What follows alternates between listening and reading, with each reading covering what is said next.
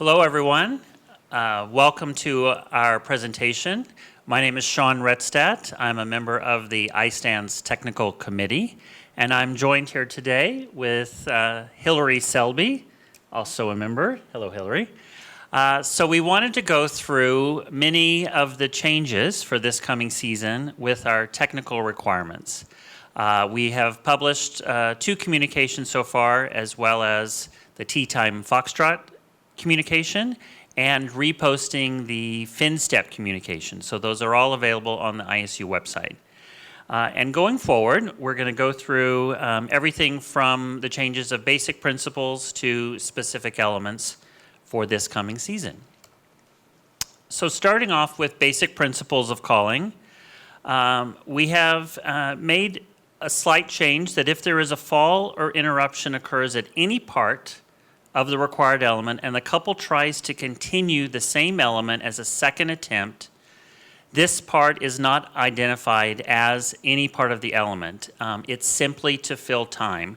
However, this is not going to be applicable to a dance, pattern dance element, a step sequence, or except the one footstep sequence. The additional basic principles of calling I want to point out is if a program concludes with the partner starting an element within the required duration of the program time, and this could include that extra 10 seconds, which is allowed, that element will still be identified, evaluated for level, and of course the judges will evaluate that with the GOE. So we wanted to make sure to clarify that for next season as well. Moving forward, we're now going to go individual item, element by element with the additional principles of calling for next season. And I'm now going to pass it over to Hillary. Okay, so first of all, pattern dance elements. When we've asked the technical panel to call yes, no, or timing, no now means one or several key point features are not met, whether or not the edges and steps are held for the correct number of correct number of beats, or that the key point is not identified due to a fall or interruption. What we're also trying to do with our elements is to clarify what happens when the couple attempt an element, and we'll go through that separately for every element. But for the pattern dance element, at the attempt to or during a pattern dance element and the element is resumed, the element would be identified and given a level according to the requirements met before and after the fall or interruption, or no level if the requirements for basic level are not met. So there's not much change there. For pattern dance elements, an interruption could be, but it's not limited to, missing steps, a fall, or a touchdown. In the pattern dance element for a tea time foxtrot, if the partners do not remain in hold or keep contact or touch at all times, the level will be reduced by 1 level for each break in the hold, contact, or touch. Now, this provision doesn't apply due to a loss of contact as a result of a fall. Moving on to the dance spin. Again, we're clarifying what the attempt is and what to do. In the attempt of a dance spin, the dance spin will be identified, given no level, it will occupy a box, and will count as the required dance spin. Additionally, if during the dance spin only one partner changes feet, this is still considered a spin. The level is assessed up until the point of the change of foot and reduced by 1 level. We've also gone into more detail with regard to the entry features for spins. It's also for the lifts, but Sean will be going through that later. For the entry feature, unexpected entry without any evident preparation, that's no change. But for the continuous combination of different intricate steps or a continuous combination of different intricate movements or a continuous combination of both intricate steps and intricate movements immediately before the dance spin must be executed by both partners. If only one of the partners perform these features, then it will not be considered as an entry feature. And just as an aside, because I know that there's lots of people asking the question, assisting the lady, so the man assisting the lady in a small dance job, for instance, it will count as one of the steps and movements performed by the man. With the exit feature, in exactly the same way, both partners will have to execute different intricate steps, different continuous movements, or intricate movements. And again, the intricate definition, when we say intricate, it doesn't mean that we're talking about difficult steps.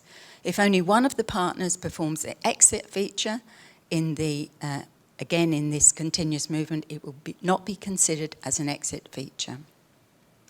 And again, as in the entry feature, if the man assists the lady in a small jump, it will count as one of the steps or movements counted for the level. And as we've seen last year in the dance spins, the couples are managing to perform 3 rotations in difficult positions, even though only 2 were required. So we've decided now to change so that we're requiring 3 rotations in a combination spin and a spin. Thank you, Hillary. So moving on to dance lifts. Again, we will go through this same point, kind of element by element, that anytime we can identify an attempt to the element, so in this case, an attempt to a dance lift, it will be identified and given no level, which means it's going to fill the lift box. So just remember, skaters, that whenever you're going into an element and decide to not do it, we will still identify that and it will still fill that specific box. For specific applicable to all types of lifts, we do have a new item, which means if there is a temporary deviation during the lift without establishing a new type of lift. So an example would be the pattern shifts. They're doing a curve lift. They go straight for a little bit and continue to do a curve lift. What's going to happen is we are now going to assess the entire lift with all of the features, but we will reduce the level by 1. If the deviation within a short lift actually ends up creating 2 types of established lifts, so we can actually see there was a straight line lift and then it suddenly became a curve lift and then there was an exit. So we clearly see 2 types of lifts. The type of lift should be identified, this type of lift shall be identified in the features considered for level only during the first type of lift which is executed. What that means is, just in this example, we had a straight line lift that became a curve.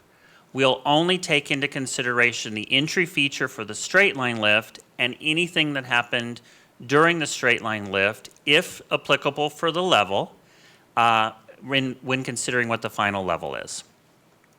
So that is actually a change that will be published shortly from the original communication.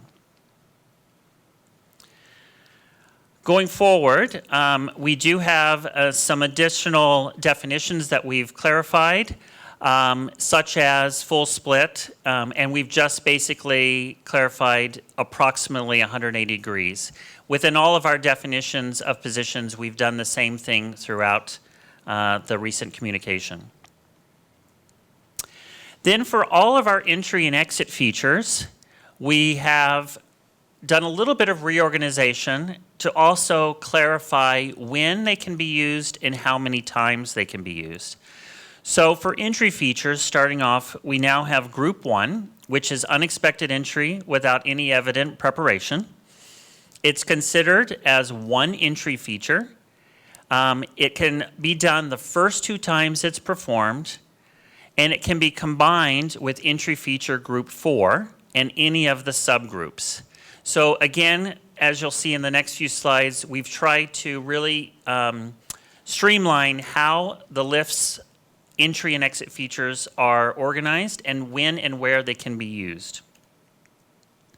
For entry feature group 2, the continuous combination of different intricate steps, different movements, or the combination of both, as Hillary spoke about also for the spin entry. This is, again, executed by both partners. So that means, as Hillary noted, that even if the man is assisting within some part of assisted, dance jump into a lunge, they are participating as part of these movements and steps, and that is one of their multiple that they are required to do for this feature. It can be considered only as one feature, so it's the combination of man and lady, and it's only considered the first time it's performed. It can also not be combined with any of the other entry feature groups. Group 3, significant transitional movement. The definition of that hasn't changed. It's just now reorganized, and it's considered as one entry feature as well. However, you can do this one for the first 2 times. That's similar to last year. And it can be combined also with group 4, any of those subgroups. Group 4, the big group, is the difficult position for the lifting partner, which is the exception for rotational lifts. So this is your 1-foot entries, your spread eagle, Enebauer entries, your difficult variation of the knee bending, crouch position, shoot the duck position, all of those entries. So each of these subgroups can be done for level the first time they are performed, and any second attempt of the same subgroup, so outside spread on the first lift, inside spread eagle on the second lift, you can only consider the first inside spread eagle. Nothing has changed from the past. Again, it's just redefining and reorganizing the layout of all of these features. We also clarified that this subgroup, each of these subgroups can be combined, again, with the entry feature from group 1 or group 3.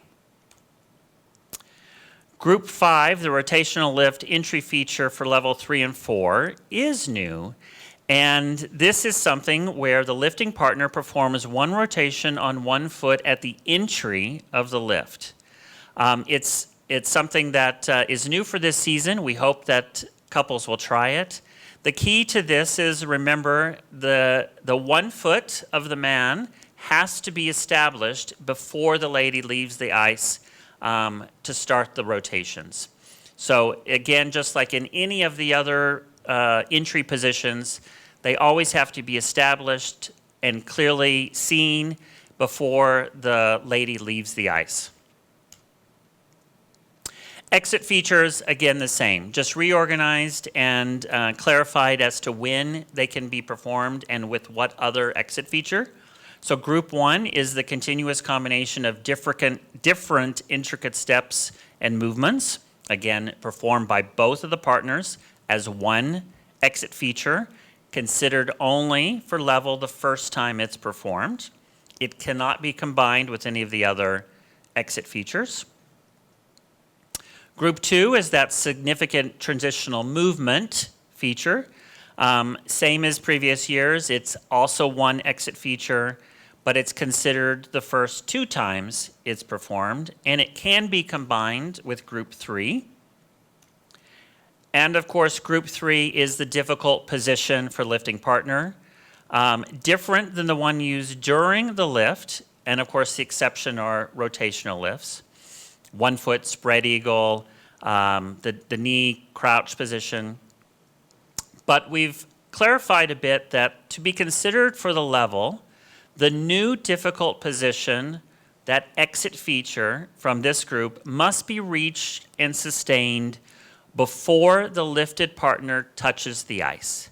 So your specialists are going to now have to clearly see that you've been in spread eagle, you've gone to 1 foot, they can clearly identify 1 foot, and then the lady touches the ice. It cannot be done literally at the same time as putting the lady onto the ice. And then group 3, again, just continues with when it can be considered. So each of the subgroups, the first time they're performed. And then new, which will be published. On the lift chart for stationary lift, straight line lift, and curve lift, under level 1, we've always had lifted partner held off the ice for at least 5 seconds. We're adding in a recognized type of lift. So if there is the scenario we spoke earlier about the deviation of the pattern, and they actually create the 2 different types of lift pattern when we were talking about straight line to curve, if within that first part of the lift that we're considering for level, the straight line lift, if the lady is not lifted off for 5 seconds, it still cannot be a level 1 if there are no other features that are within that part of the lift. So this is just better defining when the 5 seconds can be counted towards level 1.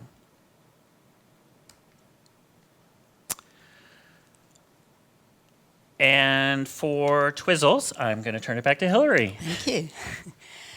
So there aren't many changes for twizzles. A loss of control with additional support touched down by the free leg, foot and or hands by one or both the partners. It occurs after a twizzle has commenced and the twizzle continues without interruption.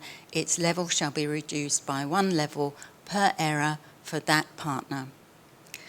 And if a fall or interruption occurs at the entry edge to the first twizzle by either partner, the element is given no level for the partner who has performed the error. The level of the other partner is evaluated based on what was executed. If there is more than the maximum or less than the minimum permitted number of steps, as you know, this year we're differentiating between twizzles in the rhythm dance and the free dance and the number of steps that they can perform between the first and second twizzle. If the number of steps between the required set of twizzles, the level will be reduced by 1 level and it's considered separately for each partner. Each push and or transfer of weight while on 2 feet between twizzles is considered a step. If the partners are in hold, touch or contact at any point during the sequential twizzles, the level will be reduced by 1 level per partner. Per each partner. And if partners are not in hold, touch or contact at any point during the connecting steps between the first and the second twizzles in synchronized twizzles, the level will be reduced by 1 level per each partner. Hillary. Sure. So just to interject, this is separate and not the technical levels, but for judges, in this case, if in the first item there was an additional step occurred, the technical panel, in between twizzles, the technical panel will evaluate that for the level, but the judges are still evaluating the GOE as the whole element. The only time a judge will evaluate it as GOE if there's been an error and created an extra step, and that of course will be a regular GOE negative feature. Which fits with what the judges are doing, which is looking at the quality of how they do it.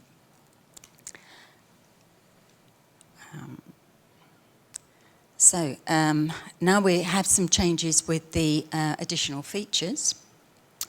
Group A, we have said now that elbows at least at level with or higher than the level of the shoulders, and the elbows could be above the head, same level as the head or lower than the head, and hands are not clasped. significant continuous motion of the arms, so it now is arm or arms.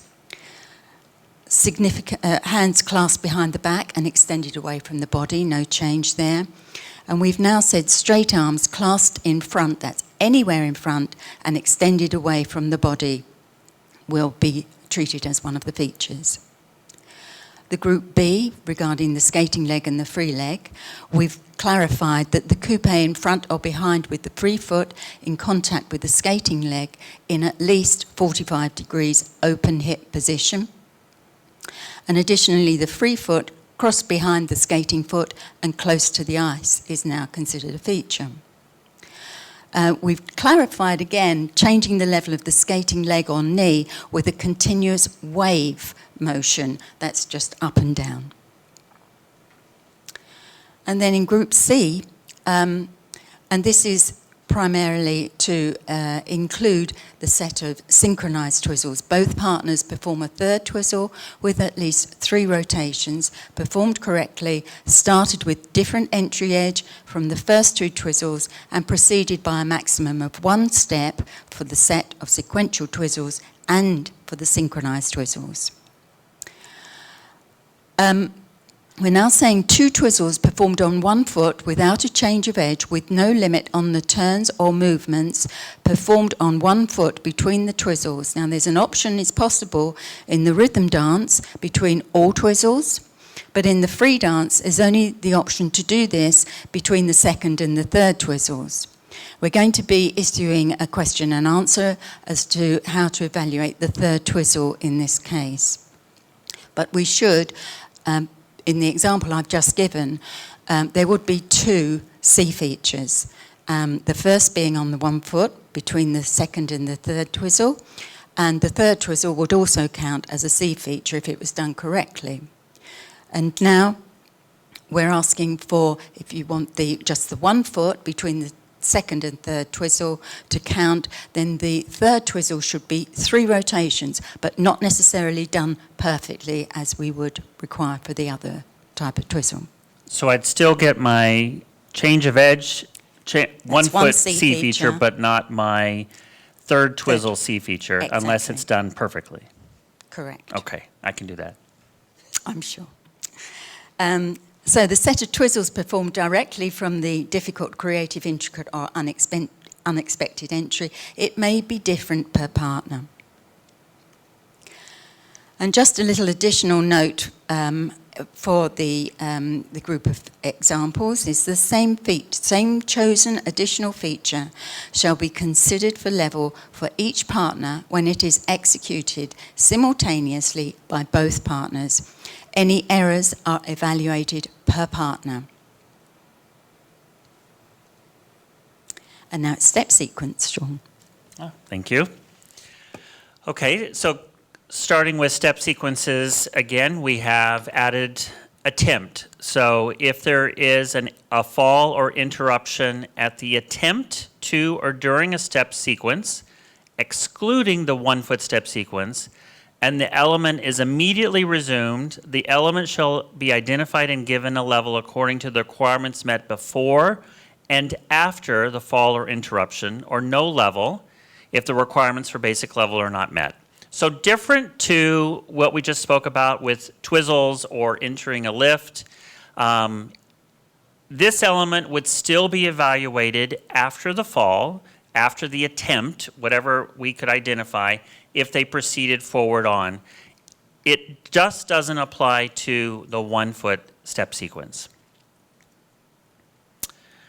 So moving forward to the 1 foot step sequence, we have just clarified the 1 foot step sequence consists of difficult turns performed on 1 foot by each partner, not in hold, touch, or contact. So you probably have noticed we have added this 3-word phrase everywhere, hold, contact, touch, throughout all of the elements, just to clarify what is allowed and not. Because we could have a situation where there's a physical hold, or we could have a situation where it's literally a touch, and that can be possible depending on the element. For the 1 foot step sequence, this first difficult turn must be started at the same time. That's how the technical panel is going to identify this element. If it's not performed, the first difficult turn at the same time by both partners, its level will be reduced by 1. So while they can still identify the element, the technical panel will reduce the overall level by 1. If a loss of control with additional support, so there's a touchdown by the free leg, foot, and/or hands during the 1-foot step sequence, but it continues without interruption, the level shall be reduced by 1 level per error for that partner. Because just like last year, the 1-foot step sequence is evaluated for level for lady and separately for man. For step sequences, if a fall or interruption occurs at the entry edge to the first difficult turn of the 1-foot step sequence by either partner, the element is given no level for that partner who performed the error, and the level for the other partner is evaluated based on what was executed. If a fall or interruption occurs during a 1-foot step sequence and the element is resumed, the element shall be identified and given a level for the partner who performs the error according to the requirements met before the fall, or no level if the requirements for basic level are not met. Again, the level of the other partner is evaluated independently based on what they've executed. If partners make contact in the 1-foot step sequence, the level shall be reduced by 1 level per each partner. So similar to what we talked about with the GOE for Twizzles, if the partners happen to have contact and it was choreographed, the technical panel will reduce it by 1 level. If it's an error that they hit each other by an accident, they got too close, their patterns intersected, of course that will be evaluated by the judges as a negative feature with the final GOE. A pattern dance type step sequence is evaluated now as 1 unit with a level for each partner. So very similar to what we just discussed with the 1-foot step sequence. Level lady, level man.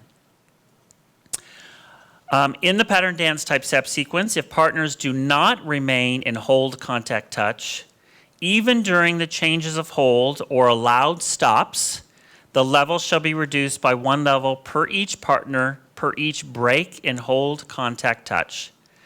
This provision does not apply if there is an error and it results in a loss of contact due to a fall. So for this particular scenario with a pattern dance type step sequence, we all know is in the senior rhythm dance, it must be started right after step 33 of the fin step.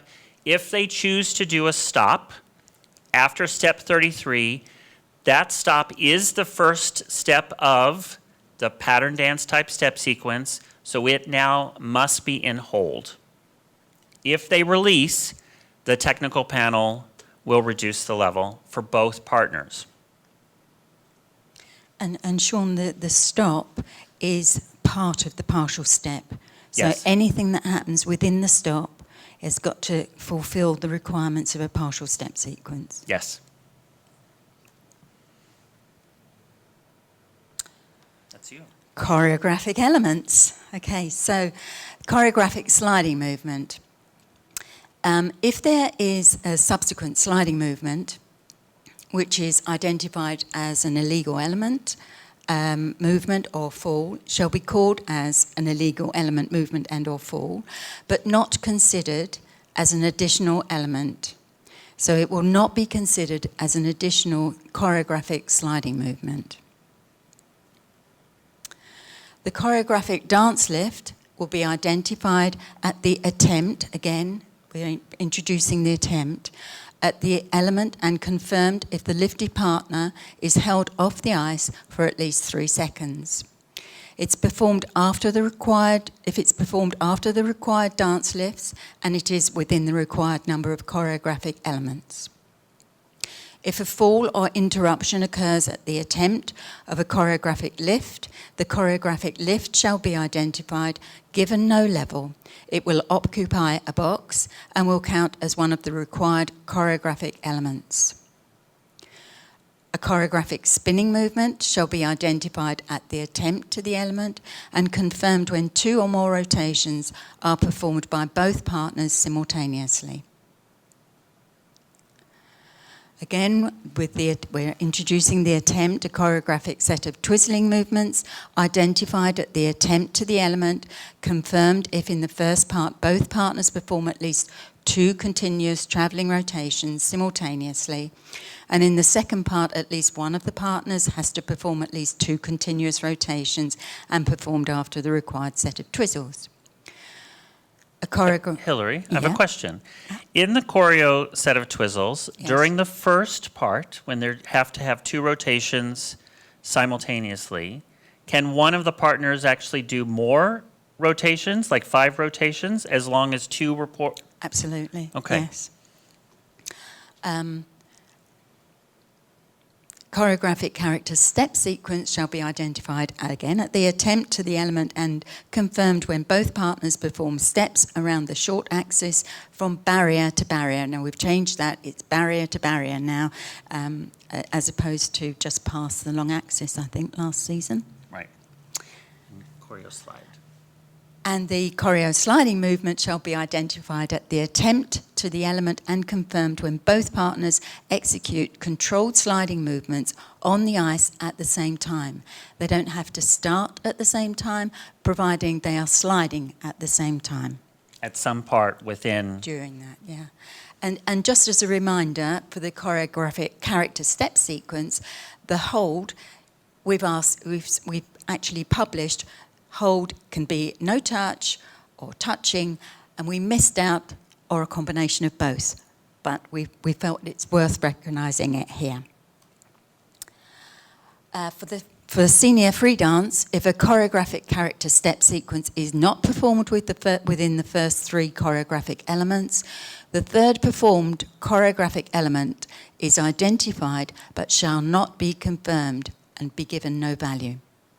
The choreographic character step sequence performed as a subsequent choreographic element shall not be identified. If there's an illegal element or movement during the execution of any choreographic element, the deduction for an illegal element or movement will apply and the element will receive no value. Great. Sean. Okay.